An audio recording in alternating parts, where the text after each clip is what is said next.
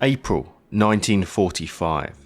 After years of brutal combat in the east, which had laid waste to great swathes of Europe at the cost of tens of millions of lives, the tables had decisively turned against the crumbling Third Reich.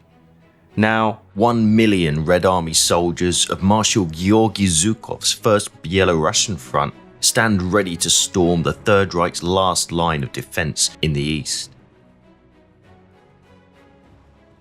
By spring 1945, Nazi Germany had been driven out of most of its occupied territories in Europe. In the west, Allied forces had liberated France and in March successfully crossed the Rhine and surrounded the German army in the west in what would become known as the Ruhr pocket. Meanwhile, the Red Army had all but annihilated the German armies in the east and pushed their opponents through Poland all the way to the River Oder, barely 50 miles from Berlin. Now the Soviet juggernaut drew breath, in preparation for the final assault which would bring an end to the Third Reich. Western leaders Churchill and Roosevelt both agreed with Stalin that Berlin would ultimately fall under the Soviet zone of occupation in post-war Europe. The line of demarcation would be this river, the Elbe. But in March, the rapid collapse of the German resistance in the West raised real concerns within Soviet high command and its ever-paranoid leader, Joseph Stalin. As a result, he ordered Marshal Georgy Zhukov, the commander of the First Belarusian Front, to prepare plans for a Berlin operation, which was to be launched as soon as possible. Zhukov, a talented and highly regarded commander, was left with no option other than to punch straight through the German front and make a dash for Berlin before the Allied 12th Army Group on the Elbe could reach it, regardless of whether it intended to do so or not. His options were further constrained by the small bridgeheads on the Oder, which gave his 1 million strong force almost no room to maneuver. To put it simply, he would be forced to rely on the sheer mass of the Red Army and its immense firepower to batter its way through the Seelow heights. By the start of April, the Red Army had established a small bridgehead on the left bank of the River Oder here, near the town of Kustrin. Using the satellite view and modern footage, we can see how this small bridgehead, just 40 kilometers wide and 5 kilometers deep, was simply not large enough to deploy the forces of an entire army group. It was thus decided that the attack would be split into two waves. The first, consisting of predominantly infantry units of the 8th Guards, as well as the 3rd Shock and 5th Shock armies, supported by artillery, was to break through the heavily fortified German line on the Seelow heights. Once these formations had breached the German defences, the second wave, led by the elite 1st and 2nd Guards tank armies, would cross the Oder with their large armoured and mechanised formations and take over the push towards Berlin. But first, the Seelow heights would have to be taken. These strategic heights overlook the Oder Valley from some 50 to 70 metres above the lowlands. In this modern footage, it's apparent why there would be no surprise for the Germans here. The only question on their minds was not if, but when the Russians would attack. The front of the Wehrmacht's anachronistically named Army Group Vistula was anchored on this crucial sector and manned by the soldiers of the 9th German Army, divided into 3 heavily fortified lines of defence. In 1945, this landscape, nicknamed by the Russians the Gates of Berlin, was crisscrossed with a web of irrigation channels, minefields and defensive earthworks that covered every square metre of ground. Countless trenches and dugouts, rows of steel hedgehogs and dragon's teeth, barbed wire and anti-tank ditches, concrete bunkers and pillboxes, artillery and machine gun nests with overlapping fields of fire. The principal Soviet formation in charge of breaking through these formidable defences was the 8th Guards Army. Originally named the 62nd Army, it had earned a legendary status in the Soviet Union, as it was one which had conducted the heroic defence of Stalingrad, for which it gained its Guards honorific. By 1945, it still comprised many of the die-hard veterans of Stalingrad, including its commander, the famous General Vasily Chuikov. These battle-hardened, fearless soldiers of the motherland, many of whom had literally walked all the way from Stalingrad to here, would lead the way in the battle to come. And behind them, across the Oder, were veterans of another ferocious battle, the tankmen of the 1st Guards Tank Army, which had played a leading role in the titanic Battle of Kursk, the largest tank battle in history. Here then, was the elite of the Red Army, and as fate would have it, those veterans of Stalingrad and Kursk were now about to become veterans of the Seelow Heights. On the opposite side, the German 9th Army's commander, General Theodor Busse, had no such force to call upon. His tenfold outnumbered army was a mixture of newly mobilized Ruhr recruits and grizzled Eastern Front veterans, or in other words, inexperienced young boys and tired old men. The Wehrmacht was, at this point, on its last legs. Its remaining panzer divisions had been taken away from the Oder front at the crucial time and sent to Hungary to take part in another futile counterattack dreamt up by Hitler.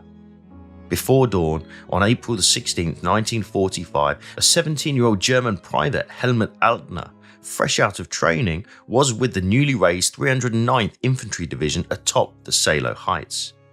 We were woken in the middle of the night by the sudden shaking and shuddering of the earth beneath us. We were under heavy fire. I quickly grabbed my things and put my boots and my greatcoat on. We stumbled straight out into the night.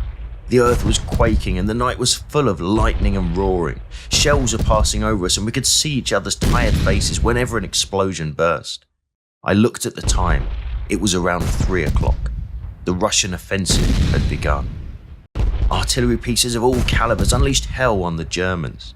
Using the latest satellite technology and historical Russian maps, we've been able to pinpoint and overlay the target locations, seen here as coloured boxes, of each Russian artillery battery aimed towards the German defences on the Seelow Heights. First, there was the Soviet Rifle Corps artillery.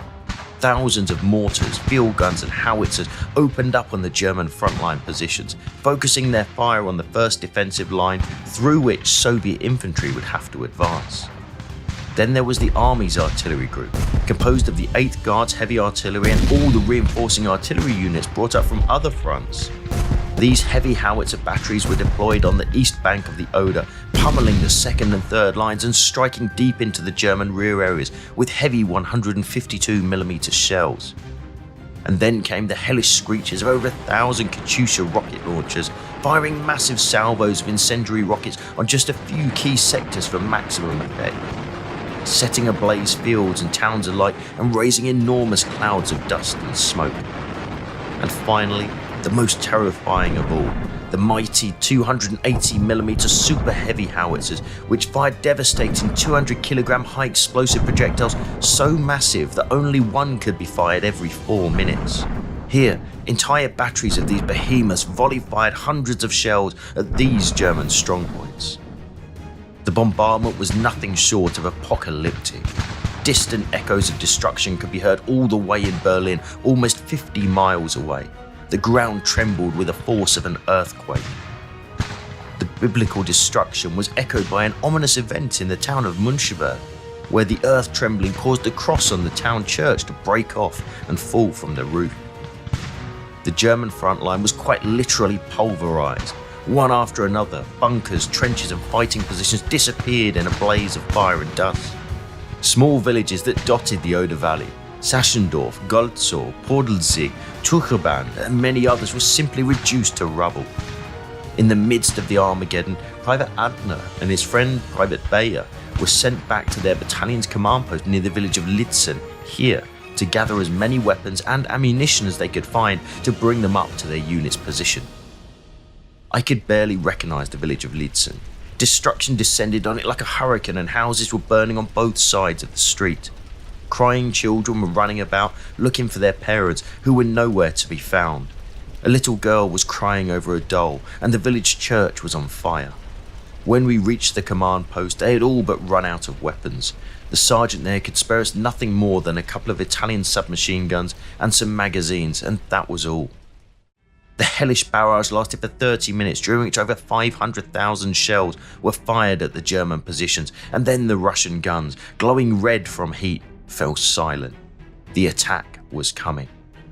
Finally, at 3:30 a.m, 143 aircraft searchlights were turned on and pointed towards the German positions in order to illuminate the battlefield and blind the defenders. With the thundering battle cry of "Ruhr!", tens of thousands of Red Army soldiers charged the German front line. Within minutes, the first line of defences was overrun with barely any resistance to speak of. The men of the 8th Guards, encouraged and jubilant, pushed on into the fields beyond. But in what would turn out to be a major blunder on Zhukov's part, the searchlights he intended to blind the enemy with were in fact silhouetting his men, who would pay an awful price in the moments to come. The massive Russian infantry, completely exposed on the cratered, muddy fields, was met with a murderous German counterfire of all calibers raining down from the heights above. It was a nasty surprise for the Russians.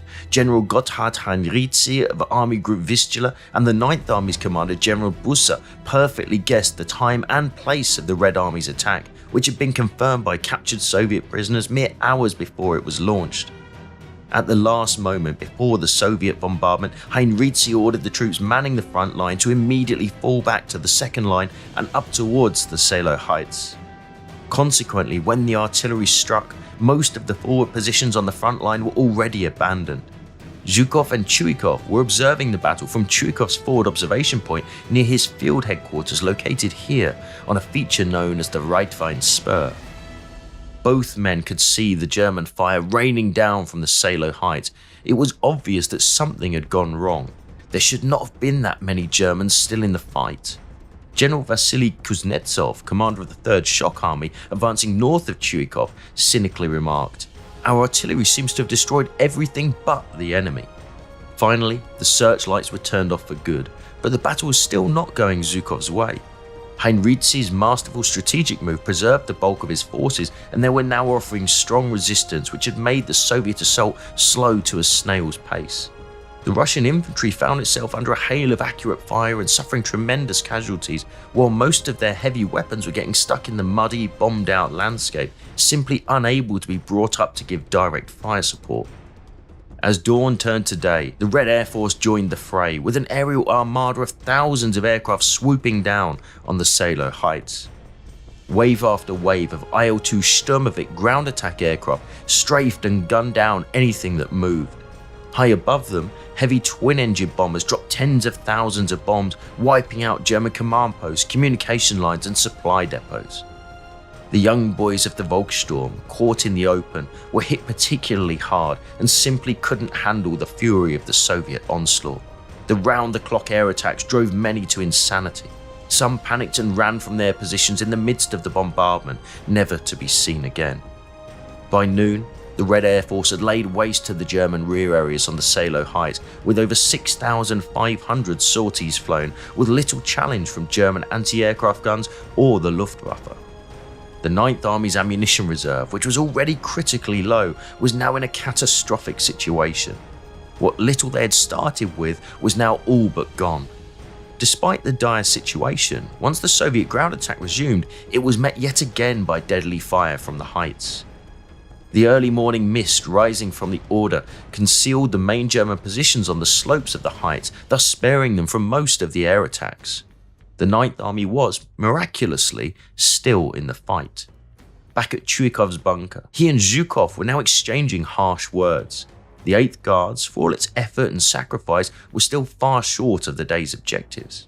By 2 p.m, having seen enough, Zhukov made a decision and ordered the tanks of the second wave to move across the Oder and join the attack. The heights had to be taken on the next day. As night fell, the fighting continued all along the Seelow heights. In the darkness, Russian assault squads stormed the German strongpoints and cleared them out one by one in murderous close combat.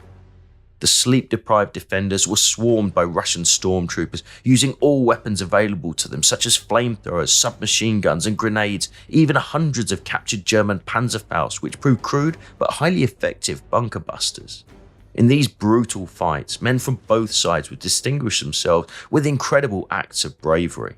One such man was a young officer in the 1st Guards Tank Army, Russian-born native of Siberia, 19-year-old 2nd Lieutenant Grigory Mikhailovich Jezhora. It was April 1945 and it was hell. I was a young officer in command of a submachine gun platoon on the Seelow heights. The Germans covered every square meter with bunkers and dugouts and connected them with trenches, all of them constantly spewing fire our way, and they fought to the last round. One time my lads captured a prisoner, an Oberleutnant with 2 iron crosses on his chest. The German didn't utter a word when questioned, only contemptuously spat in my direction. Such was the carnage that the medical services on both sides were completely overwhelmed. In the hastily set up Soviet field hospitals, a wounded soldier would often have to wait between 4 to 5 hours to get treated. It was far worse on the German side. The dressing stations behind the lines were overflowing with wounded and dying soldiers. The stench of charred flesh and endless pools of blood was unbearable. Wehrmacht doctors were ordered to prioritize not those they could save, but those who could be returned to the fight. This meant that any wound, even a light one that could be treated but would take a soldier out of the fight, could easily prove a fatal one. The German Feldgendarmerie ruthlessly scoured the rows of wounded for any men who could be forced back into the fight. They set up checkpoints on the roads where they grabbed any wounded who could walk and carry a weapon, and at gunpoint sent them straight back into the slaughter, meat back to the meat grinder. But for each and every one of those acts of brutality, there were also acts of heroism. Tragically, by the time General Heinrizi received and signed off on these awards and promotions, many of the units and men who were due to receive them no longer existed. On the Soviet side, thousands of medals would be earned on the slopes of the Seelow Heights. Here are just a few of their stories. A communications officer, Staff Sergeant Georgy Harlamov, had the unenviable job of setting up and maintaining a telephone line between the captured positions and his headquarters. This line would be constantly severed by enemy fire. Despite having been wounded, Sergeant Harlamov refused to leave the field and would go out and keep repairing the wire time and time again. His selfless efforts enabled his unit to stay in contact with headquarters and through it call in the much needed fire support, undoubtedly saving the lives of many of his comrades. Before the battle was done, they would find him out in the field near his telephone wire, having bled out. And then there was Sergeant Ivan Zaitsev. Sergeant Zaitsev led an assault platoon into the attack on a German bunker. Leading from the front, he reached the gun port of the bunker and threw a fused grenade bundle inside, only to be wounded by the burst of the German machine gun. In a heroic effort to save his comrades behind him, instead of backing away, he threw himself on top of the gun port of the bunker, thus blocking the gunner's sight with his body until the grenades finally exploded and destroyed the enemy position. For these acts of bravery, both men would be posthumously awarded the highest military award, Hero of the Soviet Union. The brutal attritional fight continued, with a heavy toll on both sides, as Lieutenant Zhizhora remembered.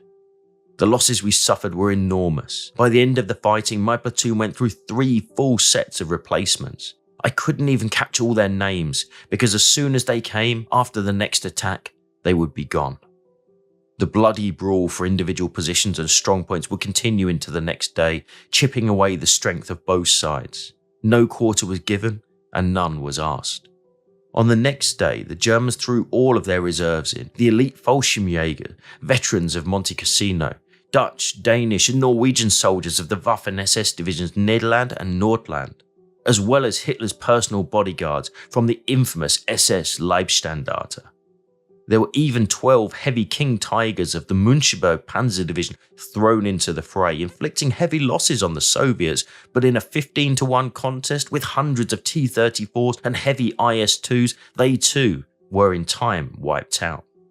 By the end of the second day, the German line finally crumbled on the northern flank of the Seelow Heights. The town of Seelow was abandoned, with not a living soul in it. Finally, the German defense began disintegrating under relentless hammer blows. Entire units were wiped out and routed, from then on only existing on Hitler's maps. The breaking point had been reached, as Private Altner recalled. The howling of Katyushas could be heard in the distance, then suddenly all hell breaks loose. Stalin's organs, God have mercy on us. We found ourselves in an inferno of fire and horror. I was lying there half dead, scratching the ground with my fingernails, ripping at the turf, wishing I could dig into the belly of the earth itself. All around us was fire and dark smoke as the earth was ploughed up metre by metre. Have I been lying here for hours, days? I couldn't tell. Finally, the fire lifted. I couldn't believe it. I felt myself all over. Nothing was missing. I was only covered in dirt and half shattered, but still alive. A horrible silence now reigns. Here and there someone heaves themselves up. Here and there someone cries out for water or for help. The company commander appears and gathers whoever's left of us, and we get moving again. The dead lie between the craters. Out of the whole battalion, only 140 of us remained, and then there were 110. And then 78. We were tired and despondent, burnt out. We were empty inside. We've lost all hope. By the third day, April the 18th, the last battle-worthy panzers, along with the remnants of the 9th Army's infantry, had formed a line anchored around the town of Müncheberg, determined to make one last stand. Within 24 hours, they were gone, and with them, the last German line of defence in the east. The gateway to Berlin was open, but it had come at an enormous cost. All told, the Red Army had lost well over 30,000 men, while 12,000 Germans lay dead and 35,000 more would be marched off into captivity. At the very same moment that the noose was closing around the capital of the Third Reich, away to the south, a second pocket was forming. This one, containing more than 200,000 soldiers and civilians, was constantly shrinking under relentless attacks. Those trapped inside would ultimately be forced to traverse the aptly named Corridor of Death, under withering enemy fire from which few would emerge, the Halbe pocket. In April 1945, the Soviet Red Army launched a final assault against the German forces in the east. To the north, Marshal Georgy Zhukov's 1st Belarusian Front began its bloody dash for Berlin across the River Oder through the heavily defended Seelow heights. At the same time, in the south, Marshal Ivan Konyev's 1st Ukrainian Front launched its own offensive against the southern flank of the German line, anchored on the River Neisse. In short order, Konyev's infantry had successfully crossed the river and secured a sizable bridgehead for their tank formations to deploy on. In turn, the veteran 3rd and 4th Guards tank armies had arrived in force and pushed on towards the River Spree, crushing any and all German resistance in their way. Those Soviet tanks reached the banks of the River Spree in just 2 days, in the area between the towns of Spremberg and Cottbus. The German 4th Panzer Army, having failed to hold the line on the Neisse and with no sizable reserves to speak of, was being annihilated. Its last hopes of stopping the advancing Soviets lay here, holding them at the Spree. The only remaining bridge across that river was still smouldering in the water from recent demolition by defenders when the tankmen of the 3rd Guards discovered a ford, and wasting no time drove their tanks straight across the river, scattering the few remaining defenders who could only watch on as Soviet armour poured over unopposed. The river had been crossed. At his field headquarters, Marshal Konyev, having learned of his army's brilliant success and the disintegration of the 4th Panzer's front, immediately phoned Stalin. The Soviet leader, who'd just been briefed on Zhukov's predicament to the north, listened carefully to Konyev's report. The 1st Ukrainian front was initially meant to advance westward and link up with the Western Allies on the Elbe, but now, with Zhukov still engaged at the Seelow heights, Konyev proposed that his forces could be put to better use. Stalin simply replied, "I agree, unleash the tank armies onto Berlin." And so, thousands of tanks, armoured personnel carriers and self-propelled guns of the 1st Ukrainian front turned towards Berlin, advancing day and night in a relentless frenzy. Continuing northwards with only Volkssturm and Home Army garrisons in their way, on April 21st, Konyev's forces overran the city of Zossen and the command centres of OKH and OKW, the Wehrmacht High Command. The phones were still ringing in the abandoned headquarters when the first Soviets arrived, who took pleasure in answering to taunt the enemy staff officers on the other end. By early on the 24th of April, the trap was closed.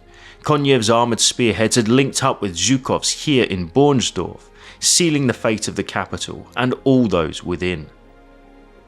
But that pocket was not the only one in which Germans found themselves trapped.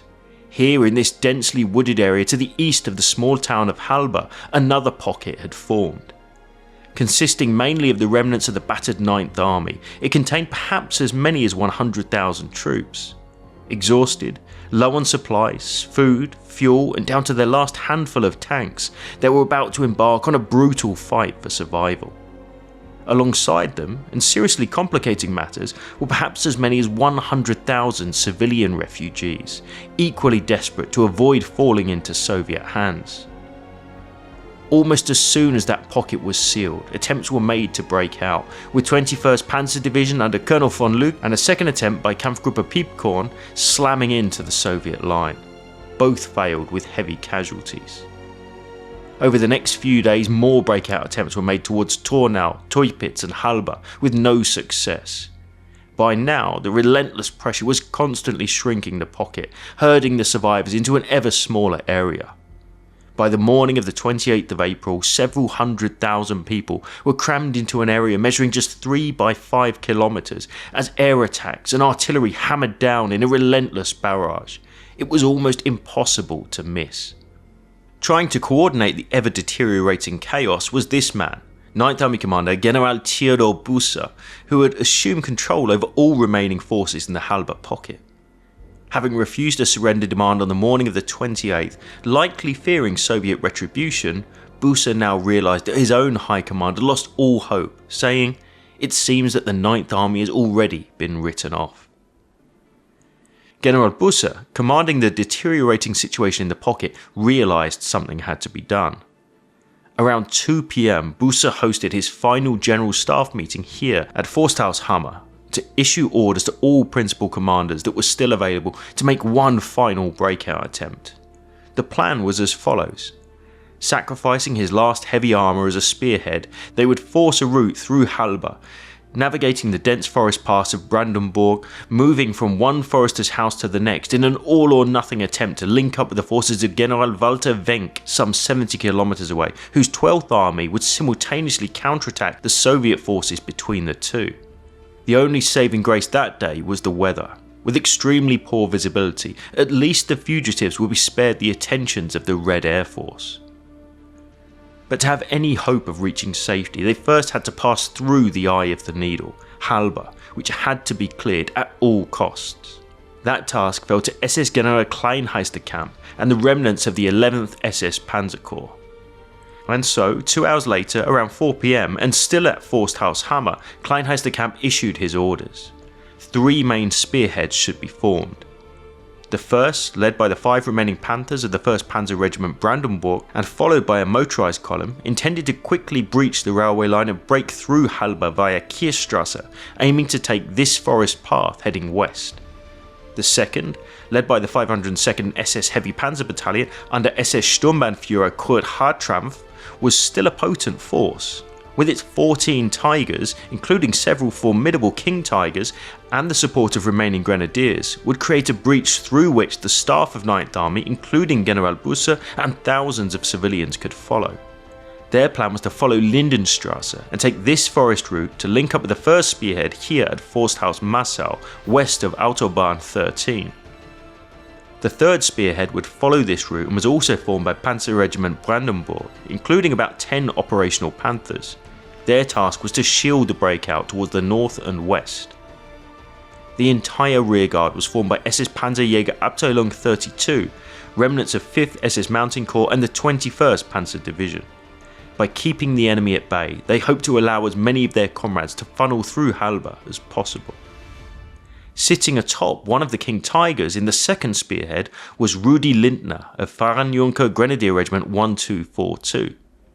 That 28th of April, which began so innocuously as we were divided into tank escort units against close combat tank fighters, and ended so tragically, will remain forever etched in my memory. We did not yet know that we were preparing for a journey into hell, and for most, into death. At 6 PM, right on time, the artillery barrage began. The few operational Werfer batteries deluged Halbe with all of their remaining ammunition before spiking their pieces and joining the breakout with the rest. The scene was set to assault the town, but it was far from an easy prospect.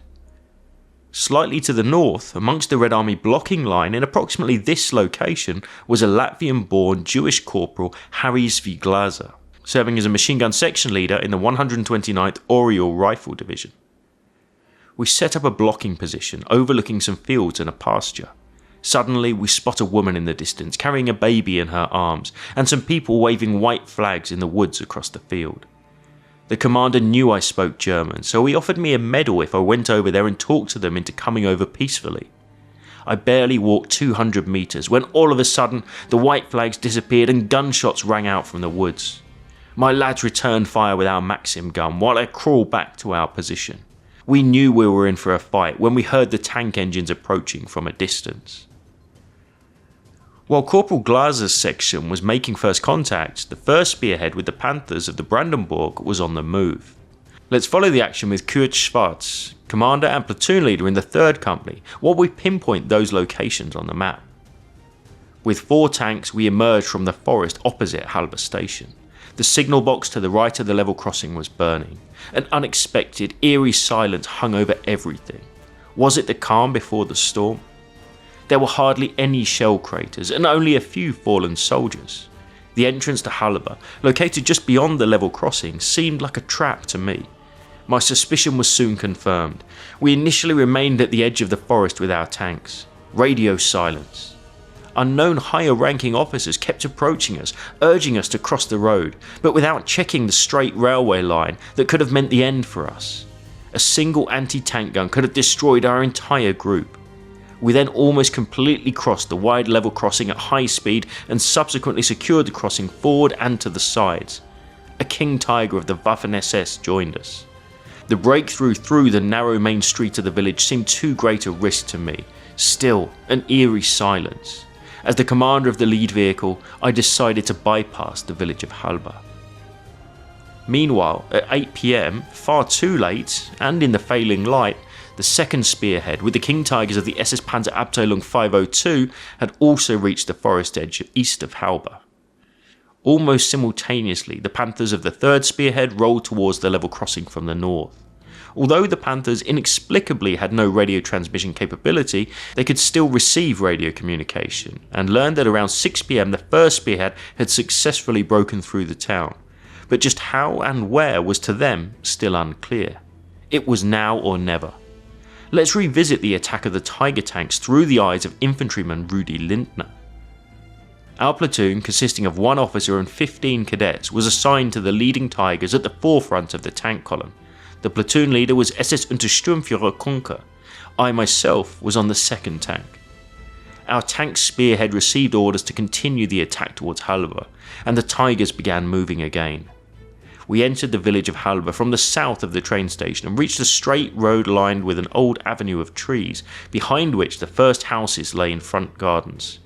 We thought we would encounter little resistance here as well, but suddenly all hell broke loose. We had walked right into an ambush. The tank column was followed by a large stream of soldiers and refugees who tried to catch up and use them for protection whenever the tanks stopped. Behind each, some 40 to 60 people would gather. Many of the accompanying soldiers were unarmed, and essentially only the lead tank and mounted grenadiers could offer protective fire. Rudi Lindner continues his accounts of the action on Lindenstrasse. A tank barrier appeared ahead. The lead tank approached it to about 70 meters, fired a shot to assess the situation, moved forward and stopped about 30 meters before the barrier. Suddenly the inferno began. Heavy anti-tank fire from the front, artillery and mortar fire from above, and rifle fire from the rooftops and windows of houses on both sides of the street. The artillery fire with shrapnel and phosphorus grenades and mortar explosions had terrible effects on the countless defenseless and clustered people. The street was immediately filled with dead and wounded. Panic, horror, and a fear of death on the faces of the living, cries for help from the wounded and dying. Our lead tank took a direct hit from an anti-tank gun and began to burn. Our 2nd tank tried to turn, got stuck and was hit by a phosphorus grenade.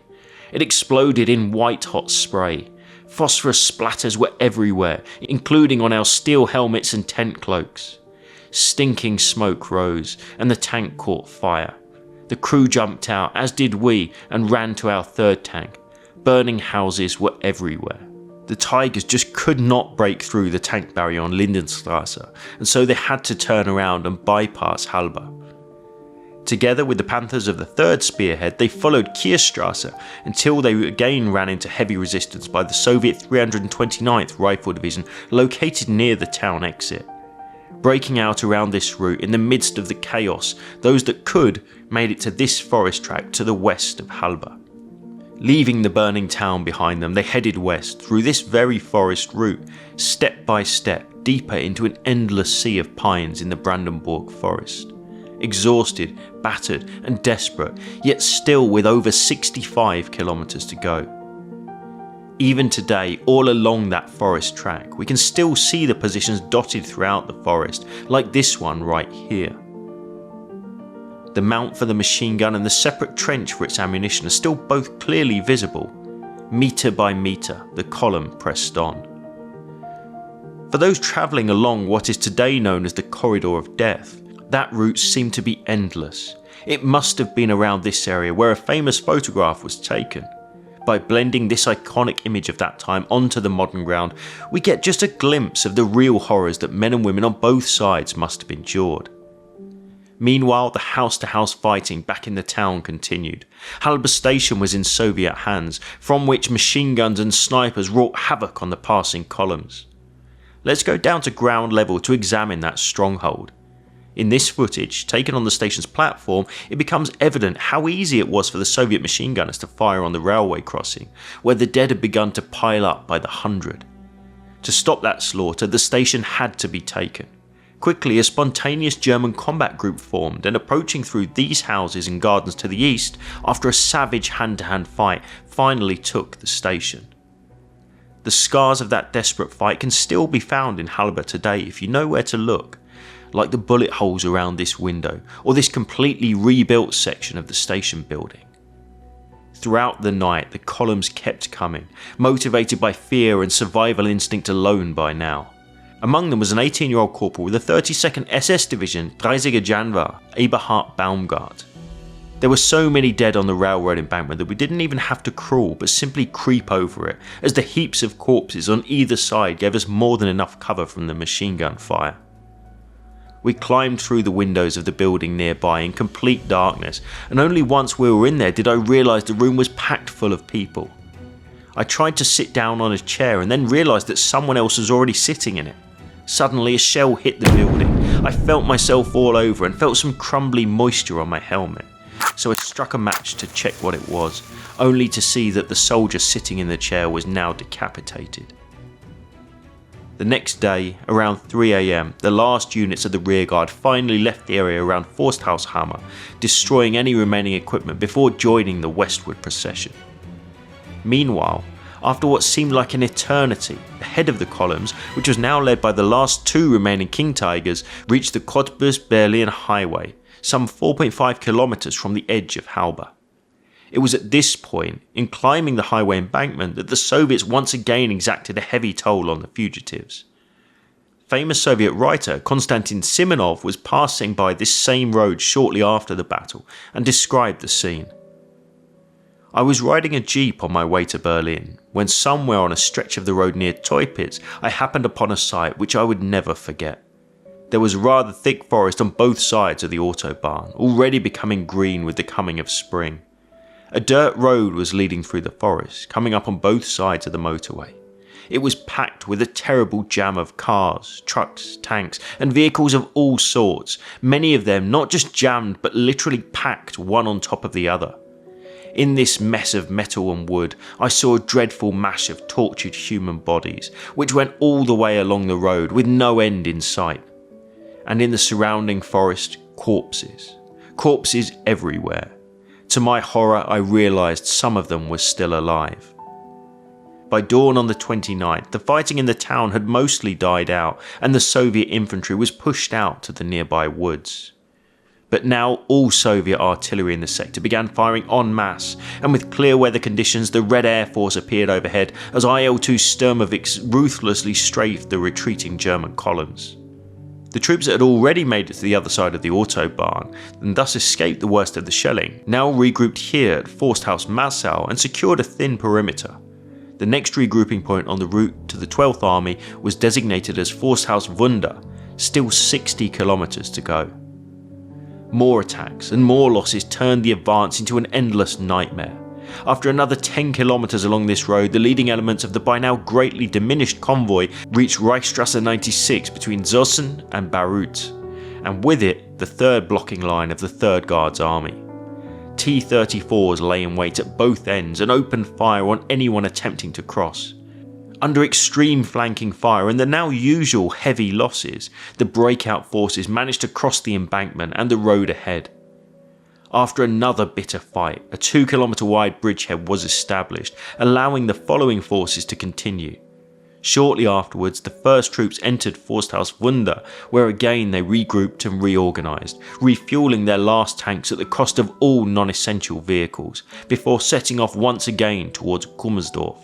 In Moscow, when Stalin learned of the breakout attempt that morning, he flew into a rage. Not a single soldier of the 9th Army was to break through the Russian lines. Every man was to be brought to bay. By now though, a vital corridor through the woods had been formed, funneling soldiers and civilians from Halbe to the west. Those same woods made it difficult for the bulk of the Soviet army to react quickly, so they resorted to a more daring method. Now conspicuous German strangers, often in Luftwaffe uniforms, appeared along the way, claiming to know an unmapped route to safety. Those who followed them would fall right into Soviet hands. These men were the so-called Seydlitz troops, German communists recruited from captured POWs and led by the turned German general Walter von Seydlitz, who was himself captured at Stalingrad. Around 11 PM, Busse received the final radio message from the Fuhrerbunker in Berlin. "Where is Wenck? When will you attack? Where is the 9th Army?" Nothing more than insanity at this point. A little over an hour later, the leading German units reached the huge former military complex at Kummersdorf, recapturing it after a bloody fight, the remnants of which can still be seen today via satellite. By dawn on the 30th of April, the dispersed column was stretched out along the woodlands, some 35 kilometres all the way from Halbe to the area of Luckenwald. It was now, at its most vulnerable point, that the Soviets moved in for the kill. Armoured and mechanised spearheads pounced on the Germans in multiple places along the route, breaking up the disorganised mass into several pockets and numerous small groups, eliminating them one by one. The spearhead of the column, which was by now approaching the Beilitz area, could hear the ominous sounds of distant battle, gunfire and explosions in their rear, but could do nothing for their dying comrades. With the last of their strength, German infantry, supported by the remaining 4 battle-worthy Panthers, fought through the asparagus fields here near the village of Elzholz, driving away the defending Russians and reaching the swampy area west of the village. Here the last of those 4 Panthers, having done its job, bogged down in the mud and was abandoned. Under sporadic fire coming from Beilitz, the remaining Halbe survivors crossed the small Nieplitz stream to reach the Beilitz-Bruck road. It was here, in the early morning of the 1st of May 1945, that the utterly exhausted and starving survivors finally met the leading elements of General Wenck's 12th Army. They had survived the corridor of death. For those few, perhaps 20,000 who ultimately reached the 12th Army, fewer still would remain in the western area of control, with most combatants ultimately being handed over to Soviet captivity. They, like their comrades trapped in the besieged capital of the Third Reich, would face a brutal retribution for years of carnage unleashed across Europe. At the same time that General Busse's 9th Army was fighting for its life in the forests of Brandenburg, south of Berlin, many in the city were sheltering in underground bunkers from the intense fighting growing ever closer. Amongst those cut off as Zhukov and Konyev's forces advanced were most of the Nazi high command, including Adolf Hitler and his soon-to-be wife, Eva Braun. But what really happened in those final hours, and where did the drama unfold?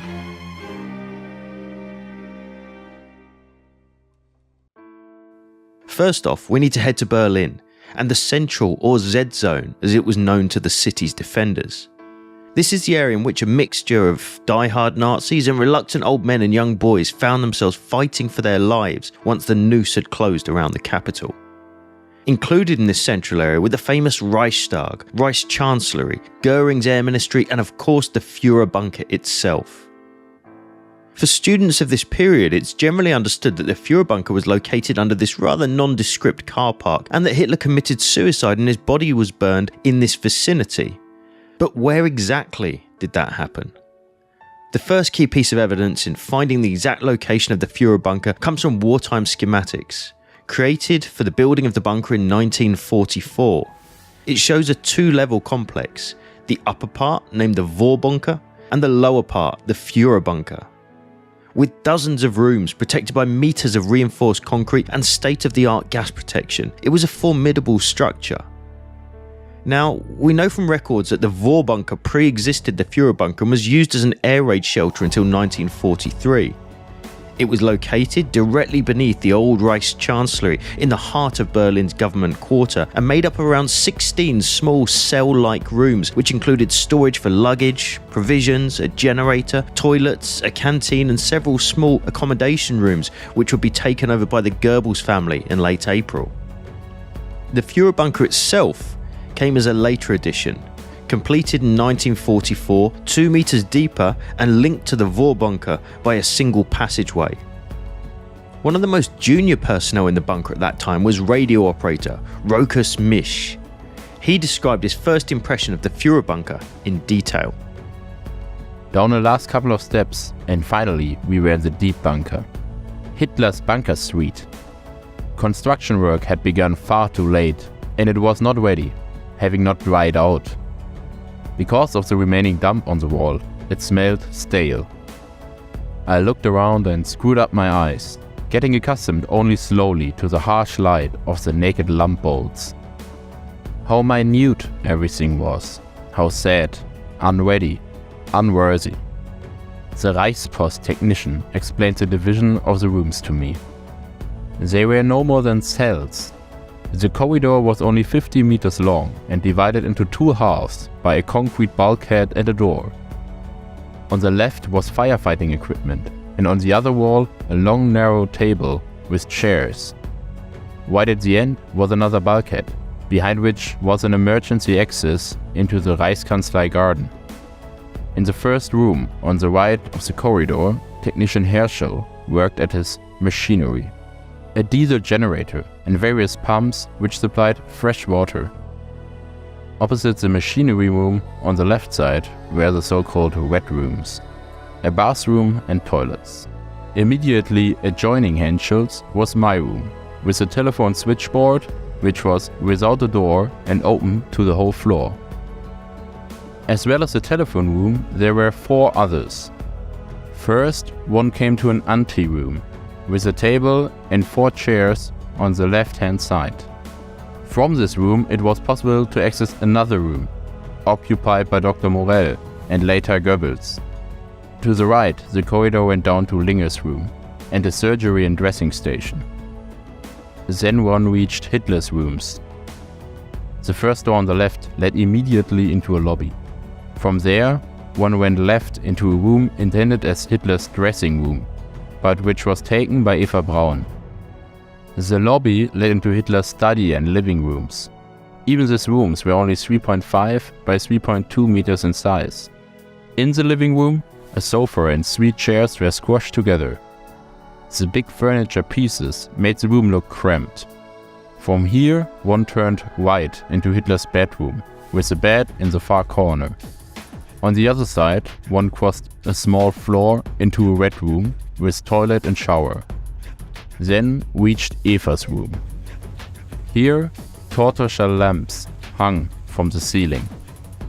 From the central corridor, the second door led into the map room, which, in the final weeks, military situation conferences were held, despite its tightness. After my first tour of the bunker, I was greatly relieved to step out into the garden through the emergency exit. I began to sense what it meant to have to endure this over a long period of time, and also realized that for me, such a time was dawning. As we heard, the whole complex was pretty uninspiring.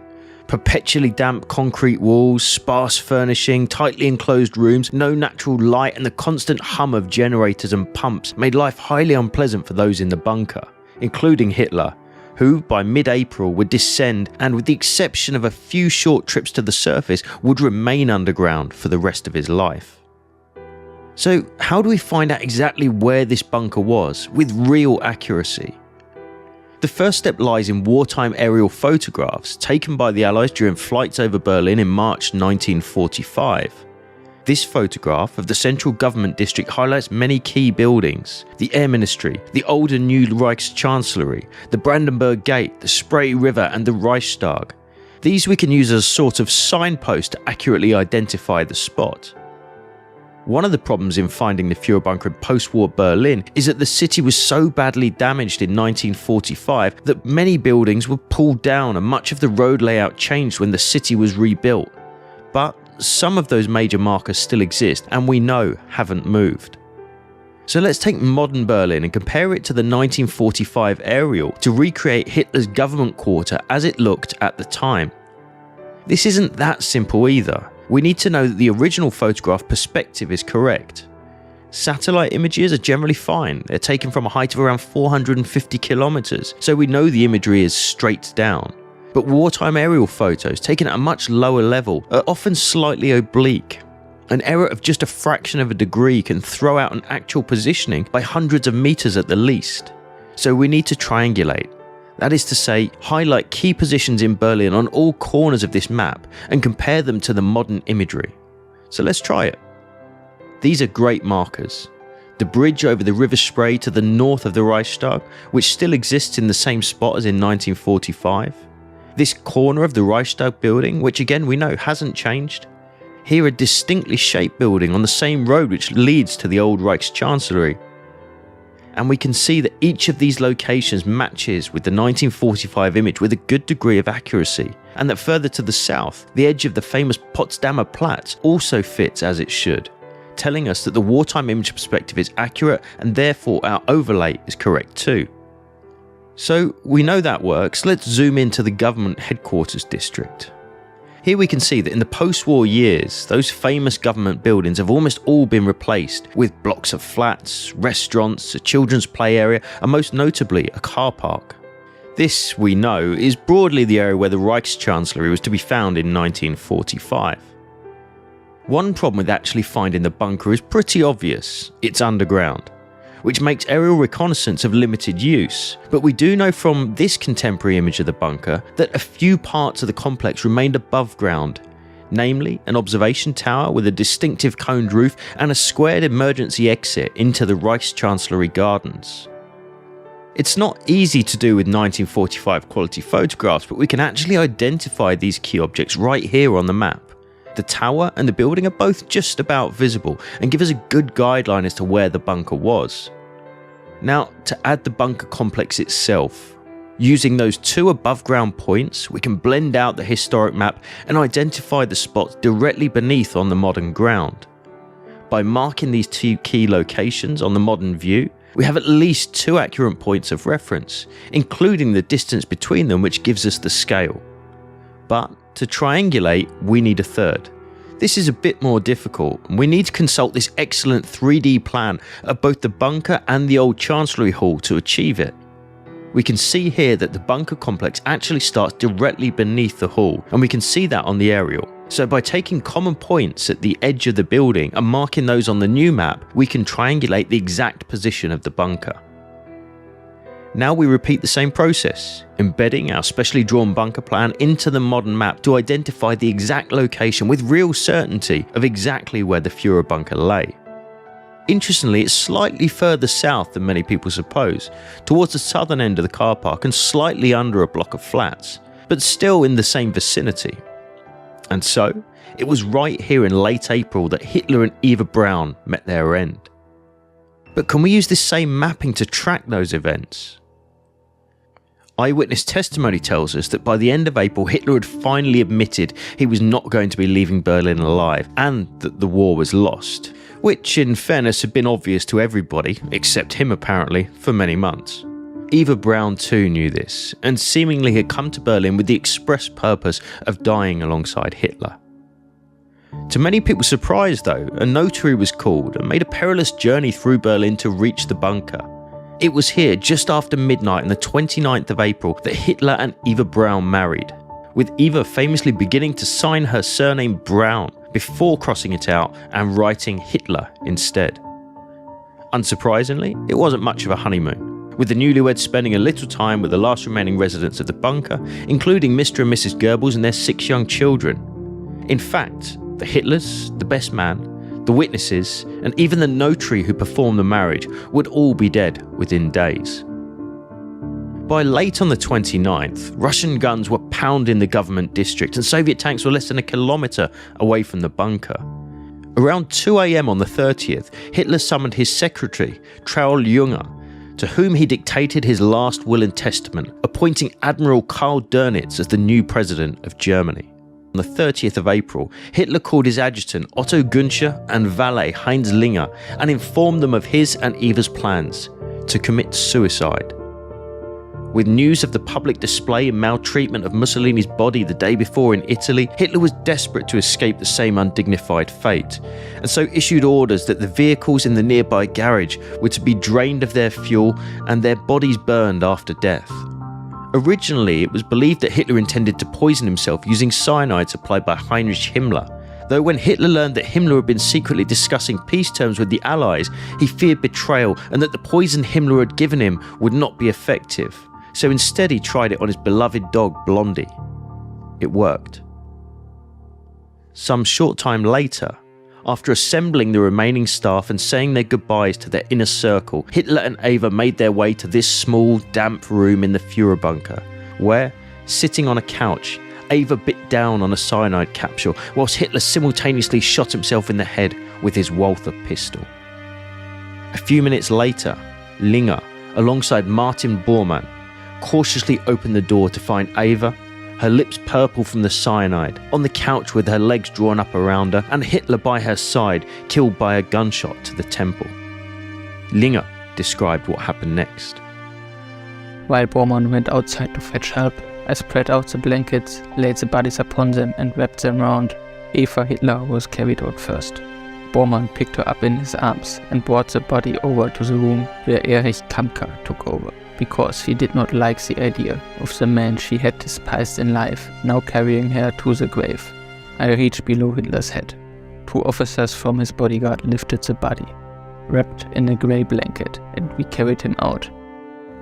Records tell us that those carrying the bodies travelled through the Fuhrerbunker and exited via this doorway, and that they entered the badly shelled Reichschancellery gardens where they found a shell hole in which to place the bodies. Here's Linger again. Immediately in front of the bunker door in the Chancellery garden, his body was laid next to Eva's in a small depression, where gasoline was poured over the bodies and an attempt was made to set them alight.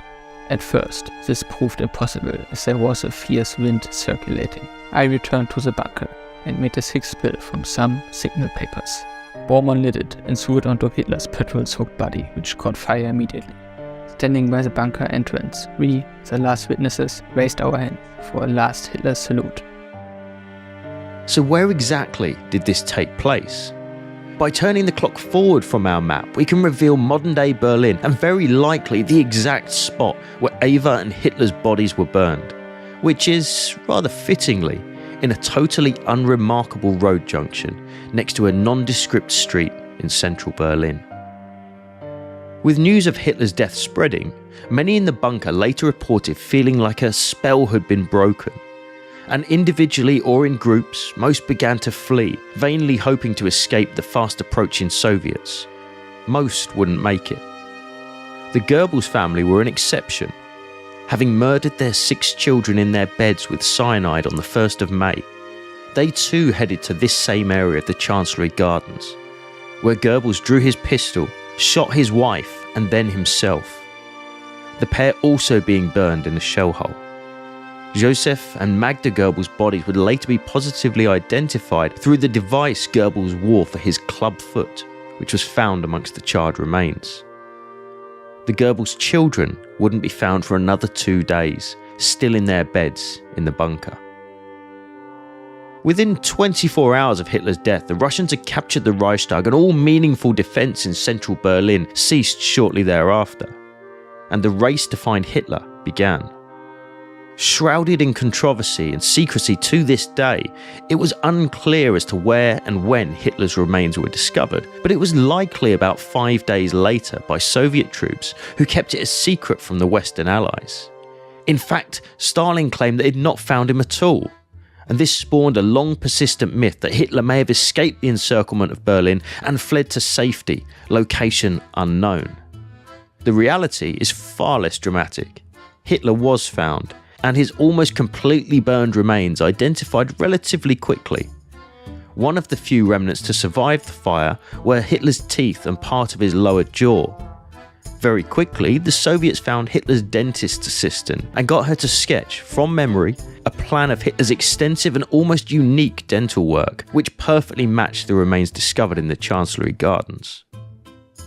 Not only that, but Gunscher, Linger, Misch, his chauffeur Kemke, and several other witnesses all saw Hitler's body, were part of the group that burned it, and were subject to brutal interrogation by the Soviets about the events for years afterwards. Had there been another version, it would have certainly come out at the time. What's more, even after repatriation to the West, all the witnesses continued to tell the same story. The myth though, and it is a myth, persisted, with sightings and theories around Hitler's escape continuing to this day. So, did a seriously ill Hitler even remotely possibly escape the bunker in Berlin? Well, unless there's a tunnel under this spot leading directly to South America, he didn't. And even if there was, he didn't take his teeth with him, and a large portion of his jaw, both of which today reside in a Moscow archive. In recent years, rumours have persisted that the jaw which was discovered was tested and found to be that of a woman, clearly not Hitler. What actually happened is that part of a skull, collected from the area of the Reichstag garden and stored in a Soviet archive, was found to be female, but it was not associated to the discovered jaw, which was proved to be Hitler's. So what became of the bunker itself? As we know, the Soviets captured and retained control of Berlin at the end of the war, and when the city was later divided into four, the bunker remained just inside the Soviet zone. Some attempts were made to destroy the remnants, and above ground sections were destroyed. When redevelopment finally took place in the 1990s, some parts of the bunker were uncovered, and a few Berlin residents even managed to make their way inside and capture some rare photographs before those visible remnants were destroyed or filled in by work crews. It's likely, though not certain, that even to this day parts of the bunker complex still exist, relatively intact, beneath this spot in Berlin. And so, this unassuming location today still may retain some of its history, albeit out of sight to those who walk these streets. And maybe that's how it should be. For all those still left within the Soviet encirclement as the end approached, the situation was chaotic. Swollen by refugees and relentlessly bombed by Allied air power for years, Berlin was a shell of its former self.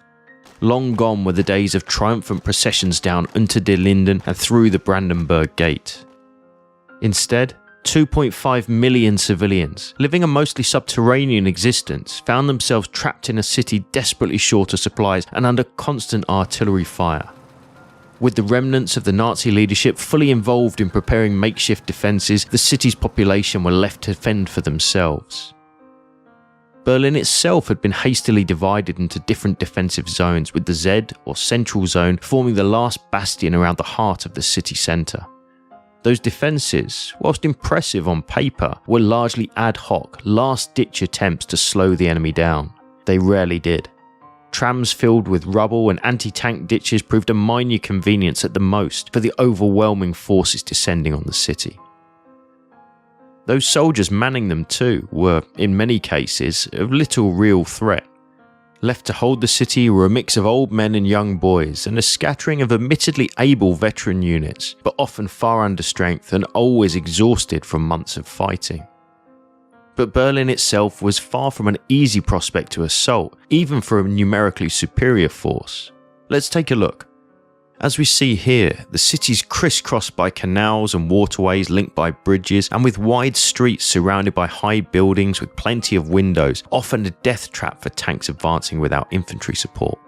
But the Soviets, ever resourceful, were adept at urban fighting by this stage of the war.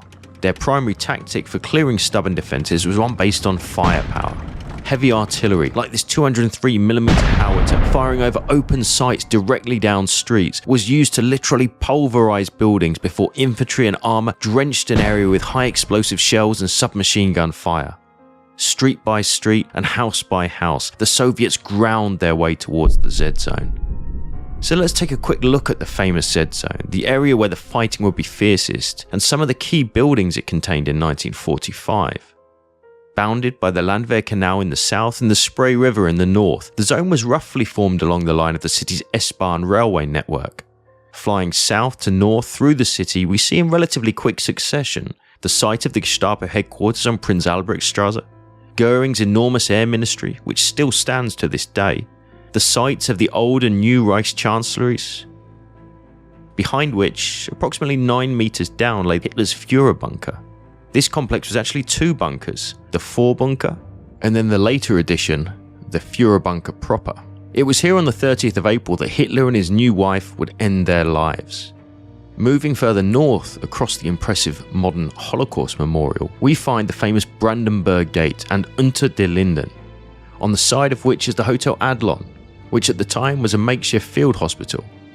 But, of course, our target for today, and that of the Soviets in late April 1945, is this building, the Reichstag.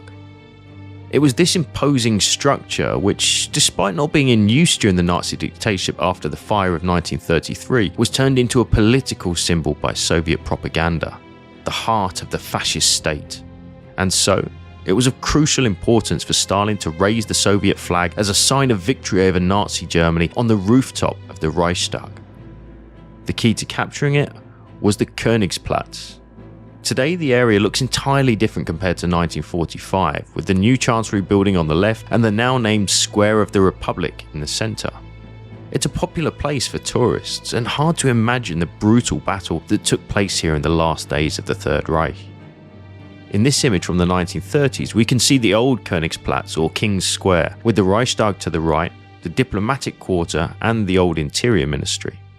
Of course, by 1945 it was far less peaceful, and years of relentless bombing had taken their toll. But to really understand the fighting around the Reichstag, we need to understand the battlefield. So let's move forward to this aerial shot from April 1945. The Interior Ministry, also known as Himmler's House, is to the left, and a bit nearer us, the site of the Kroll Opera House. Both are heavily damaged, but will play a key part in the fighting to come.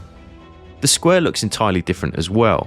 In the centre at the time was a major obstacle, an abandoned subway construction site that had filled with water, serving as a defensive line in front of the Reichstag. When we move a little further north to the bend in the Spree River, we can see the ruins of the diplomatic quarter. The only building left here today is the Swiss Embassy, but at the time it was a fully formed city block, beyond which were the keys to capturing the Reichstag, the Moltke and Crown Prince bridges.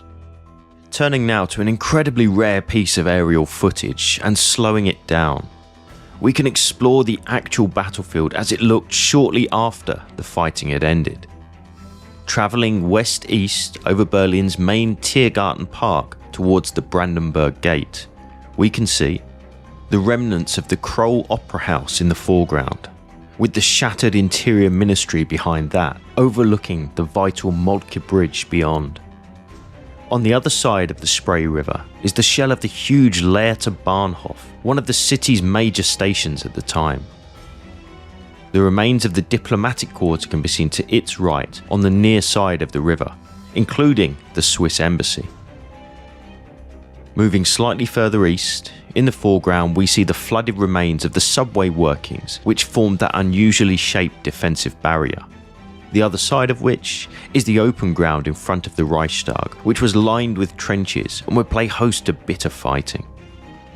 In the distance stands the Kronprinzbrücke over the Spree, and finally, the Reichstag itself comes into view, badly damaged but clearly recognisable in the shot. As the aircraft carries on to fly through the heart of destroyed Berlin, we can turn back northwestwards to pick up the story from the Soviet perspective. It was men of the 3rd Shock Army, a part of Zhukov's front, which first arrived in this area from the north on the 28th of April, with the 150th Rifle Division lining up along the Spree River. Their first task? Take the Moltke Bridge. A tall order, as the Germans had mined and barricaded the bridge and could overlook it from defensive positions within the Interior Ministry and the diplomatic quarter.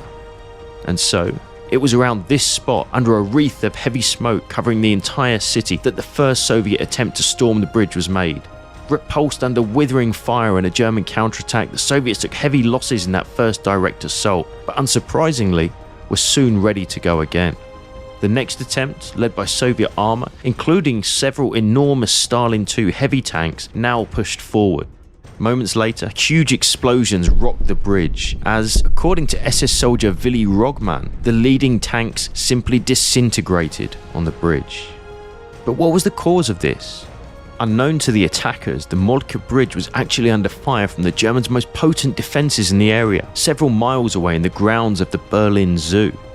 It was in fact one of 3 huge anti-aircraft flak towers covering the city which had turned its guns on the bridge. Encased in reinforced concrete and armed with 4 powerful twin 128mm anti-aircraft guns on its roof, designed to shoot down 4-engine bombers at a height of 20,000 feet, the guns made short work of the much closer targets. During the respite between attacks, the Germans had made an attempt to blow the bridge, which only partially succeeded, and a narrow strip of roadway, crossable by tanks, still remained. But the Soviets tried again in a third attempt. Eventually, under cover of heavy artillery fire, Red Army tanks forced a passage and gained a foothold on the far side of the bridge as infantry began the process of clearing the stubborn defences in the diplomatic quarter and interior ministry. By the evening of the 29th of April, both were largely in Soviet hands, and for the first time, the objective was in sight. Let's just for a moment pause the action to look at the Interior Ministry. By this stage of the war, as we know, it had been badly damaged, and the fight for these ruins was particularly brutal. Room by room fighting was the order of the day. In fact, the success here came down to a single window. Forcing a passage into the building right here on the ground floor corner, over the course of that evening, thousands of Soviet troops passed through this very opening until, by dawn on the following day, the area was secure and the route to the Reichstag was open. An unusual episode took place shortly afterwards when a group of men, the remnants of the 9th Fallschirmjäger Division, appeared from the Lehrter station behind the Soviet positions and rushed through the shock troops to rejoin those fighting around the Reichstag. Their eventual fate remains unknown, but likely it was not a positive outcome. The prospect of taking the final objective of the attackers was far from straightforward. Let's take a look. By the early morning of the 30th of April, the situation was something like this. Soviet troops had crossed the Moltke Bridge here and now occupied most of the Interior Ministry and diplomatic quarter, but the Kroll Opera House and the edge of the Tiergarten Park were both still in German hands. Besides the formidable water barrier which bottlenecked the Soviet approach, lines of trenches along with 3 powerful 88s covered the front of the building, along with numerous machine guns and firing positions in the front facade of the bricked up and sandbagged Reichstag windows. Any Soviet assault would have to brave a storm of fire before reaching the main building. One of the men preparing to take part in the inevitable assault was Vladimir Perevesev, who wrote a letter to his wife on the eve of the attack from the ground floor of the Interior Ministry. So far, I am alive and healthy, only I'm slightly drunk the whole time. But this is necessary to keep up your courage. I am just 500 meters from the Reichstag. We have already crossed the Spree, and in a few days the Fritzes and the Hanses will be kaput. You're right that part of the kitchen ceiling collapsed, but that's nothing. A 6-story building collapsed on us, and we had to dig our boys out. This is how we live and beat the Germans. Inside the Reichstag, a garrison of around 300 men made up the bulk of the defences. Knowing that only death awaited them, most were prepared to sell their lives dearly. But that wasn't true of all German defenders in the vicinity. Young conscript Günther Debski, who had been assigned to a penal battalion after he had tried to desert a few weeks earlier, found himself next to the Reichstag on the 30th of April. We got the order to defend the south side of the Reichstag. The Russians were not to take it. There was an SS unit inside the Reichstag, and we were to be on the southern side. Then the commanding officer said to us, "I have received an order to send a negotiation party to the Russians at the other end of the Reichstag." My goodness, I really thought he was an idiot. He told me to take off my undershirt, tie it to a broom handle and go over with Podgorski. To Debski's good fortune, the officer was mortally wounded moments later, so Debski, along with Podgorski, considered the order, which would likely have resulted in their deaths, as invalid and retreated out of sight. Let's head back to the Soviet perspective. They were now faced with the prospect of crossing this 280 meters of largely open ground. Today it's a peaceful 5-minute stroll, but in 1945, for a time at least, the most heavily fought over stretch of ground in Europe. At 4:30 AM on the 30th of April, the Soviets made their first move to reach the water obstacle. Aided by smoke and brick dust from the shelling, they pushed forward, but to no avail. The German fire was simply too strong. At 11:30, the Soviets made a second attempt, but this too was driven back, in part by the sustained fire from the Zoo flak tower. 3 hours later, a third assault was launched, and this time they did manage to reach the water obstacle, having knocked out several key positions and likely the 88s defending the front of the Reichstag. Halfway down, half to go. By this time, the Soviets had managed to bring up large concentrations of field artillery, and firing from outside the Lehrte station, an area known today as Washingtonplatz, began to hammer the Reichstag building from almost point-blank range in an attempt to diminish the German return fire. Seeing the writing on the wall and increasingly desperate, the officer commanding the defence of the Reichstag, Gerhard Babik, put in a call for armoured support, and perhaps surprisingly, received it. Several Stug 3s and an enormous King Tiger from the SS Nordland division arrived around this corner on the southern side of the Reichstag, where Debski had been a short time earlier. Inside the King Tiger was Commander Georg Diers. In his memoir, he recalled the scene. The Reichstag building was already badly bombed. The plenary hall burned out. At the front of the building, we looked over to the Kroll Opera building and saw a large number of T-34 sitting to our right, about 30 of them, their gun barrels pointing at the Reichstag building, at us. After a thorough briefing of the crew, we dared to race around the corner and open fire on this large number with success. But one King Tiger could never make a lasting difference. More and more Soviet armour was by now pouring across the Moltke Bridge and the newly captured Kronprinzbrücke to the northeast. With the northern flank of the Königsplatz in Soviet hands, the attackers were now ready to make a final push to the Reichstag. It was no secret that Stalin took a personal interest in the fighting at this time. In fact, he had made it abundantly clear that he wanted the Reichstag to be captured and for the Soviet hammer and sickle to fly over the building by the 1st of May, International Labour Day, an important date in the Soviet calendar. This meant that several banner parties, with the express purpose of reaching the roof of the Reichstag, were now to enter the fray. Unfortunately, further pressure was added when a mistaken report of a red banner being seen on the roof of the Reichstag at 2:30 PM on the 30th was transmitted to Moscow and to the desk of Stalin himself. When the error was realised, the commanders responsible, likely and probably rightly fearing the consequences of their mistake being made known, began concerted efforts to make it a reality, including trying to drop a banner on the roof by aircraft. It failed. And so, with time ever more of the essence, an all-out attack was launched.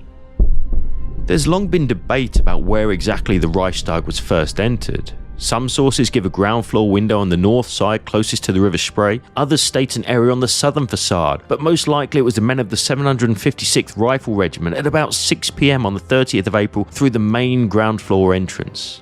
Staff Sergeant Ilya Syanov, awarded the Hero of the Soviet Union as one of the first to enter the building, said of this moment, Initially, we got into a long hallway.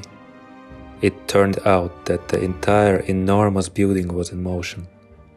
Somewhere steps were heard rumbling, somewhere people were shouting in German. It was not immediately possible to take stock of the situation. One thing was clear. There were a lot of Germans in the building, and we would have to do some fighting. What Syanov didn't have, but we do, is a detailed map showing just how complex the layout of the Reichstag was. A labyrinth of small and large rooms extending both above and below ground, it was a nightmarish prospect for attacker and defender alike, and a prolonged and brutal fight began for the control of the building. With Loskos, wide staircases, hundreds of individual rooms, and the building on fire in multiple places, the fight descended into room-to-room and hand-to-hand battles for hours on end. Eventually, the Soviets managed to drive a wedge in the German defences by gaining control of the ground floor, forcing some surviving Germans to the upper floors and others into the multi-storey basement. This caused artillery once again to take part, with the Soviets shelling the upper floor and the few remaining German guns targeting the ground floor of the same building.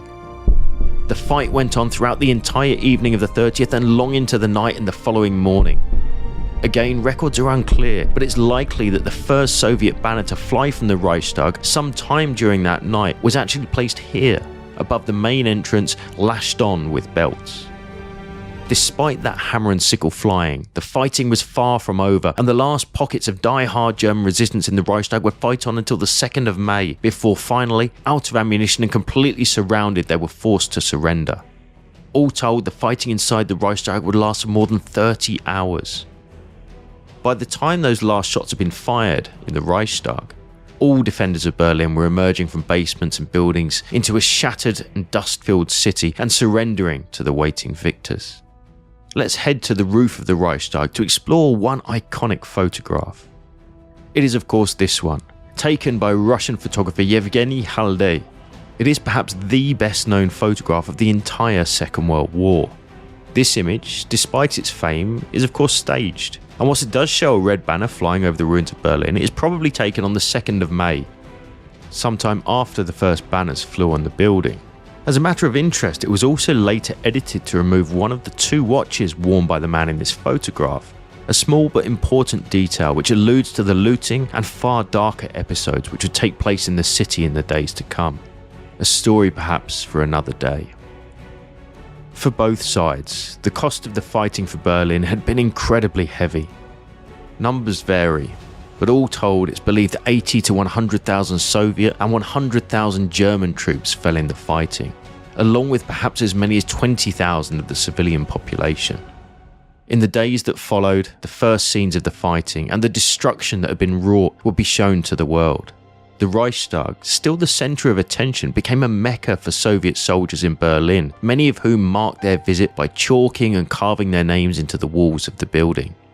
It was still present when the first Western newsmen and women arrived in the city to document the fight, which ultimately brought an end to Nazi Germany. Of course, the story of Berlin does not end there. Within months, it would once again become the centre of attention, in the formative moments of the Cold War this time, and would remain so for the next 5 decades.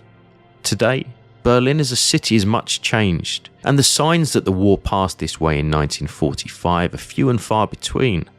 But if you look beneath the surface of the modern buildings and skyscrapers, there are still small symbols to be found, such as the battle-damaged griffin which once adorned the Moltke Bridge, the last remnants of Soviet graffiti on the roof of the Reichstag, and of course the memorials commemorating the many thousands who fell here in the closing days of the Second World War in Europe. But the shadow cast by the Second World War over the modern capital of Germany was certainly a long one. In fact, what happened in the closing moments of the fighting, particularly to those who had occupied the Fuhrerbunker as the Soviets approached, has long been cause of speculation. On a cold December day in 1972, in an area of waste ground alongside the then Lehrter railway station in West Berlin, construction workers made a gruesome discovery. Buried several feet down were the bodies of 2 men, 2 of the many missing who had last been seen in the final brutal hours of the battle for Berlin. But just who were they? Could they have been amongst the key Nazis of the Third Reich? And how did they end up at this spot? By the time Hitler's body went up in flames just here late on the 30th of April, the Russian juggernaut was just a few hundred meters away. In the north, the Reichstag was still in German hands, but only just, with Soviets installed here, crucially covering the key crossing points across the Spree River. In the west, the Tiergarten had seen bitter fighting was now predominantly in Soviet hands. To the south, the Landwehr Canal had been breached after brutal fighting, and the attackers were progressing house by house through the city streets. And in the east, Berlin Cathedral and parts of the Unter den Linden were also in Soviet control. In short, the survivors in the Fuhrerbunker were in deep trouble. In fact, their options were severely limited. The only real chance to escape the city was believed to lie to the north, where German forces were still fighting. But to get there meant passing through the Soviet lines via only a few isolated buildings, acting as islands in a sea of more than 2 million Soviet troops. But as long as there was even a glimmer of hope of avoiding the dreaded Soviet captivity, the defenders would try to escape. And to be fair, the remaining Germans in Berlin had good reason to be concerned. After years of bloody warfare on the Eastern Front, marked by horrific war crimes, genocide and mass murder, the advancing Soviets were in no way inclined to leniency. That Soviet raid was most firmly aimed at the surviving Nazi leadership and Hitler's closest aides. At the top of that wanted list, following the death of Joseph Goebbels, was Martin Bormann. Born in Wegelben, modern-day Saxony-Anhalt, in 1900, Bormann was a long-standing member of the Nazi Party, having joined back in 1922, and with a mixture of ruthlessness and manipulation had worked his way up the party ranks until in 1943 he became Adolf Hitler's private secretary. It was in this role that he continued to gain power and considerable animosity by controlling access to the Fuhrer. Intensely disliked by Himmler, Goering and Goebbels, Bormann was said by many to be the real power holder after Hitler himself. But with his chief's death, his position had become incredibly precarious, and despite being promoted to party minister, he was desperate to escape Berlin and reach Grand Admiral Karl Dönitz before his enemies could move against him. Also in the bunker was this man, 32-year-old Arthur Axmann. Born in Westphalia but raised in Berlin, Axmann was also a die-hard Nazi. Seeing combat on the Eastern Front during Operation Barbarossa, he was badly wounded and lost his right arm. Returning to Berlin and Nazi Party politics, his star continued to rise, and he was by 1945 leader of the Hitler Youth movement and as such held considerable power. They were not alone amongst Hitler's inner circle to be trapped in the bunker. Also, there were a number of senior generals, including Generals Krebs and Burgdorf, Gestapo Chief Heinrich Müller, Brigade Fuhrerbunker, and Werner Naumann, the newly promoted Minister for Public Enlightenment and Propaganda.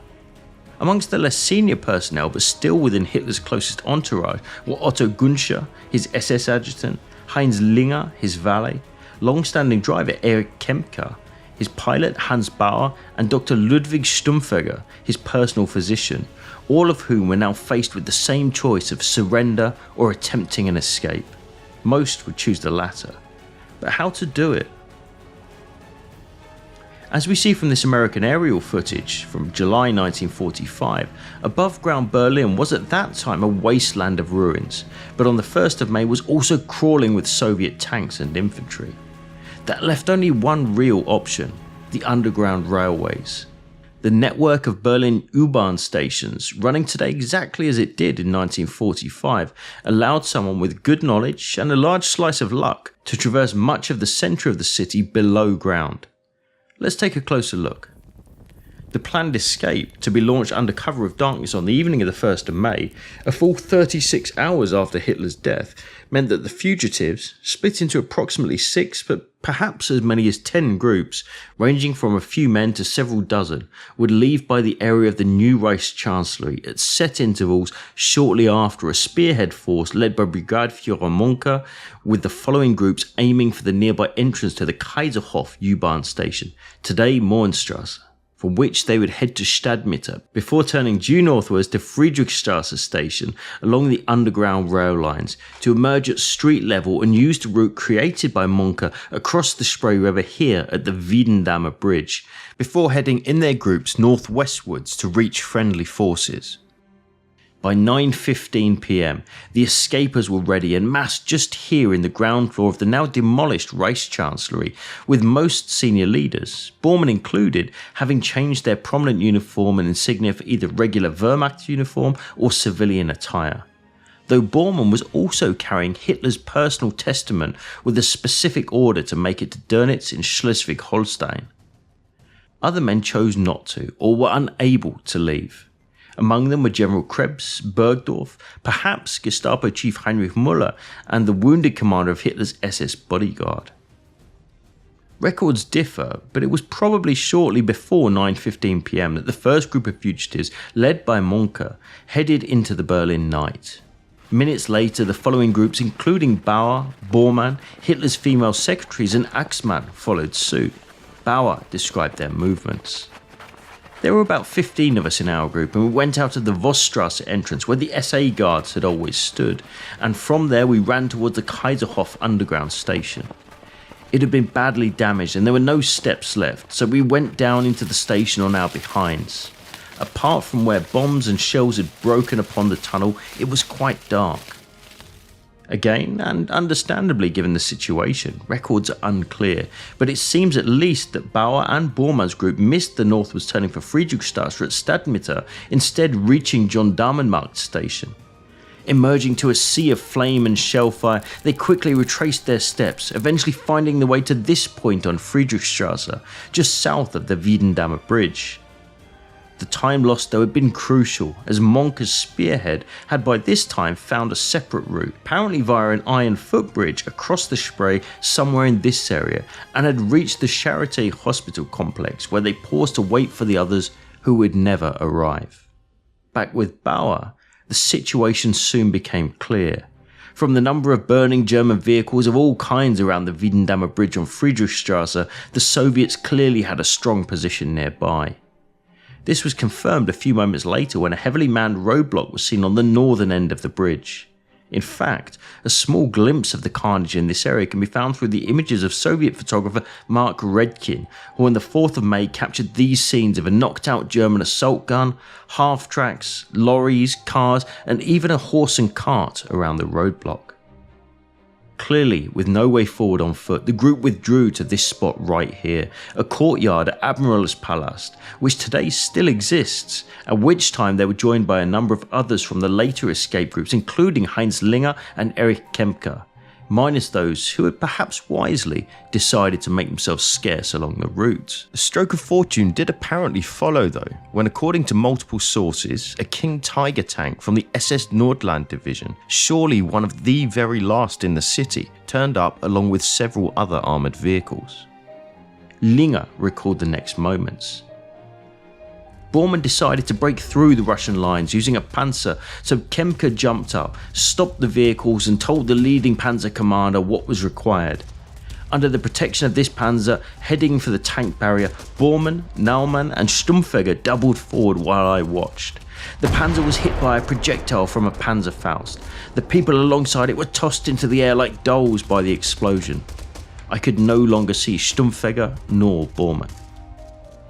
The tank was apparently hit right here by the junction of Wieglerstrasse, though does seem to have fought on, eventually being abandoned here at the end of the road.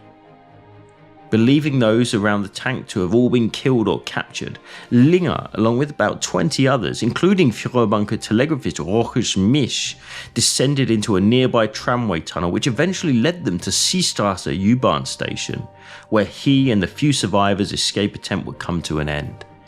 Symbolic of the confusion that reigned at that time, Misch actually believed that they'd made it as far as the Stettiner station, though the manner of capture described by both agrees.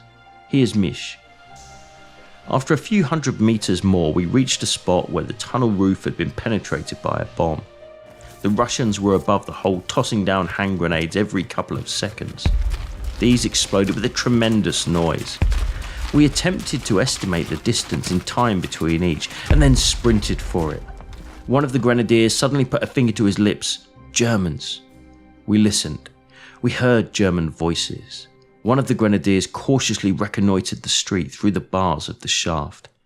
Man, they're our people, he called out. I was the last but one to climb up. Only Linger was behind me. A moment later, I had scarcely raised my head than I felt a rifle butt poke me in the back. We were in the hands of the Russians. Back at the Wiedendammer Bridge, seen here as it looked in 1943 before Allied bombs and artillery had wrecked the area, Bormann and Dr. Stumpfegger, both stunned from the explosion of the tank, Axmann, who was wounded in the same moment, and Naumann were amazingly still alive, as were both Erich Kempka and pilot Bauer.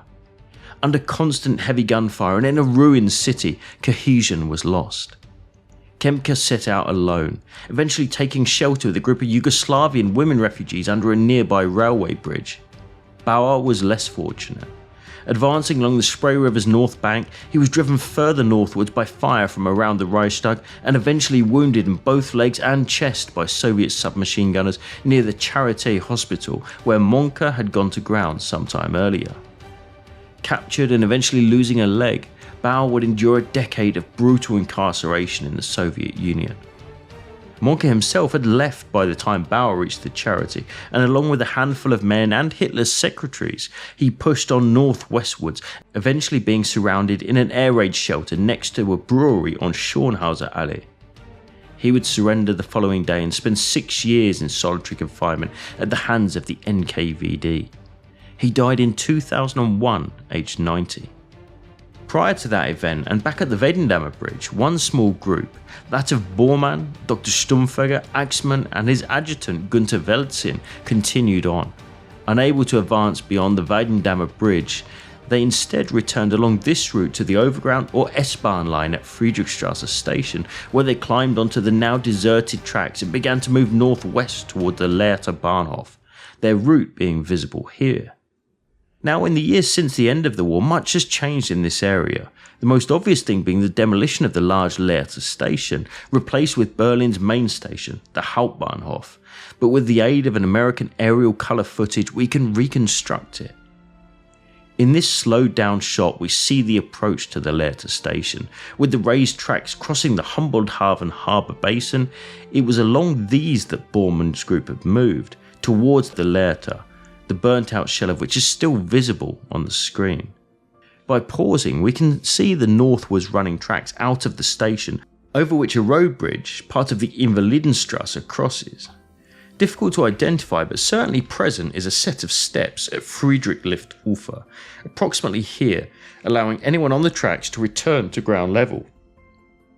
As we continue around, we see Invalidenstrasse running eastwards to a second small bridge several hundred metres away. In the other direction, westwards, but off-screen, is Altmoabit with another station.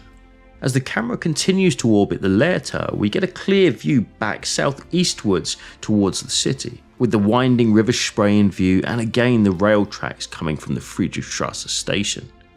Eyewitness testimony from this point comes exclusively from Arthur Axmann, who was interviewed in detail on the 7th and 9th of January 1948 in US custody. Here's his word-for-word interview transcript covering exactly what he claims happened over the next few minutes, paired up with both modern and historic city views to understand the situation. Now give us again just what happened now we've established the time. I scrambled out of this bomb crater where I had taken shelter, and Bormann, State Secretary Naumann and Dr. Stumpfegger and I went along the railway track towards Friedrichstrasse and Lehrter station. It was there we left the railway track again. We were intercepted there by Russians. Bormann ran on, whereas I stayed and talked to the Russians. Were you in uniform? Yes, but without my rank insignia. Didn't they immediately take you prisoner? No. How do you explain that? I told them I was a member of the Volkssturm, a sort of home guard that was organised in the last month of the war, that as far as I was concerned the war was over and I was on my way home. And they apparently accepted this? Yes, all the more so as I had a wooden arm. Oh, I see. Then where did you go? I walked on in the direction of Altmoabit, whereas Bormann went in the opposite direction towards the Stettin station. And then? At the corner of Altmoabit, the Russian tanks came along, so I went back, and going back on that occasion, I saw on the Invaliden Bridge Bormann and Stumpfegger lying on their backs. I and the man who was with me stopped for a short moment at their bodies. I recognised their faces very clearly. Was it daylight? No, it was about 2:30 in the morning. That was the morning of May the 2nd? Of May the 2nd. It was not clear moonlight as Trevor Roper says in his book, but it was sufficiently light to be able to recognise their faces quite clearly. I talked to the man who was near me, but none of the two on the ground stirred. They showed no signs of life when we touched them, so that I had to come to the conclusion that they were dead. Just to add here, that there's always a temptation when listening to selected accounts such as this one to take them in isolation to suit a particular narrative. There is of course concern regarding reliability of accounts from a senior and lifelong Nazi, but context is key. Axmann's account actually runs to some 81 pages and covers much of the war. It does, however, have both the look and feel of a largely truthful one, and much of what he says in different points in the same account was then or has since been corroborated as accurate. The entire document is linked in the description, as are all the sources used in this video, so don't take our word for it, check it out for yourself and reach your own conclusions. On the whole, it's probable that Axmann, who like most senior party members was no great fan of Martin Bormann, gave his account truthfully as he saw it with regards to this episode. With that in mind, it would seem that Dr. Stumpfegger and Bormann's war came to an end right here, today in the middle of a busy road junction with no sign of what once took place. But with no bodies officially reported and neither man identified by the occupying Soviets, a mystery began to take shape. Rumours circulated that Bormann had escaped, living in Peru, Uruguay, Argentina, Austria and several other places at the same time, and often with positive sightings to accompany them. Such was the uncertainty that Bormann was tried in absentia at Nuremberg and sentenced, rightly so we might add, to death for crimes against humanity. So did he possibly escape? Well, no. But just how big of a story was Bormann's supposed disappearance? It was enormous. By turning to the vast archive of millions of pages of newspaper print from around the world available at Find My Past, we can get just a little hint of it. A search for Martin Bormann between 1950 and 1999 returns a staggering 1,400 results, ranging from the, on face value at least, plausible, to the downright absurd. We see here that in 1972 a Mr. Johannes Ehrmann, a German living in South America, was for some considerable time believed to be Bormann in exile. Along with several other potential Martin Bormanns in that part of the world, he was arrested but ultimately cleared when it was revealed he had emigrated in the 1920s. Of the many more outlandish claims was one Mrs. Nelson of Worthing in the UK, who said that Bormann had escaped to Britain in 1945, became engaged to Mrs. Nelson, fathered a daughter, and that, almost comically, their housekeeper was in fact Eva Braun, Hitler's wife, who too had escaped the bunker. Unsurprisingly, none of the hundreds of reported sightings ever identified Bormann, with all suspects being cleared. The passage of time supports Axmann's accounts of events in several very strong instances. First, when the postmaster at Lehrter station contacted the wife of Dr. Stumpfegger, explaining that employees of the station had found her husband by the Invalidenstrasse bridge and buried him nearby, he being identified by documents and photographs with the body. There is no way Axmann could have known this, and for Stumpfegger to be found in exactly the same spot he reported would have been an unbelievable coincidence given the size of Berlin and the scale of the fighting. Further, in 1963, 18 years after the two men disappeared, a retired postman, Albert Krumnow, reported to local police that he had buried several bodies on the 8th of May 1945, initiating a search. Excavations around Lehrter Bahnhof took place in 1965 and bore no results, but 7 years later, and just 12 metres from the previous search site, two bodies were found by chance during work to lay a cable near the old station. Those bodies, one significantly shorter in stature than the other, were forensically exhumed with detailed examinations carried out by leading academics. By comparing existing dental records, known pre-war injuries including a repaired collarbone break, facial reconstruction, and German scientists sending their findings off to the US for an independent opinion from a worldwide expert, it was confirmed that the smaller of the two skeletons was in fact that of Martin Bormann, who had never left this spot. Even to this day, and by purportedly reputable sources, rumours persist of conspiracies and cover-ups, none of which stand up to even basic academic scrutiny. Amongst the leading so-called evidence of Bormann living in post-war South America, with his body being secretly returned to Germany to be discovered by construction workers in Berlin, is the post-war dental work found on his skull. This is simply untrue. Not only was all his extensive dental work available in Germany in the 1940s, but dentistry in wartime Germany was still superior to 1960 South American equivalents. A further, often touted line is red clay native only to South America, being found coating Bormann's skull. Well, clearly some substance was attached to the skull, but red clay native to South America is simply a fallacy. No report was even made of the substance. No testing was ever conducted. In short, it's an entirely baseless claim. That's before we even get into the fact that red clay is found in Germany and Berlin specifically. Sticking with that idea of the supposed clay in some wild conspiracy to bring a presumably much older Bormann's body back to Germany, just think about it. If you were to go to all the trouble of secretly transporting a body back to Germany and then reburying him in an effort to make it look like he was there all along, wouldn't even a semi-intelligent person get rid of a substance that was native only to a completely different part of the world and would thus make all the other efforts totally pointless? It defies all logic and is clearly nonsense. Finally, in 1999, mitochondrial DNA testing was undertaken, which once and for all confirmed that the shorter skeleton found here in December 1972 was that of Martin Bormann. In fact, during that chaotic escape from Berlin, very few of those attempting to flee actually avoided Soviet captivity, with most enduring years of hard labour in the far reaches of the Soviet Union. Amongst the few to avoid that fate were Erich Kempka, who was captured but later escaped, Hitler's secretaries Traudl Junge, Gerda Christian and Else Krüger, who had slipped away from Munker's group when they surrendered, dressed as Wehrmacht soldiers and guided by a Luftwaffe sergeant. They too reached the Elbe. And Arthur Axmann himself, who after acquiring civilian clothing and with his wooden arm to aid his story, managed to pass as a civilian and eventually reached the American-controlled zone before being arrested in December 1945. Sentenced to 3 years in prison, Axmann went on to become a businessman after his release and was the last surviving senior Nazi when he died in October 1996, aged 93.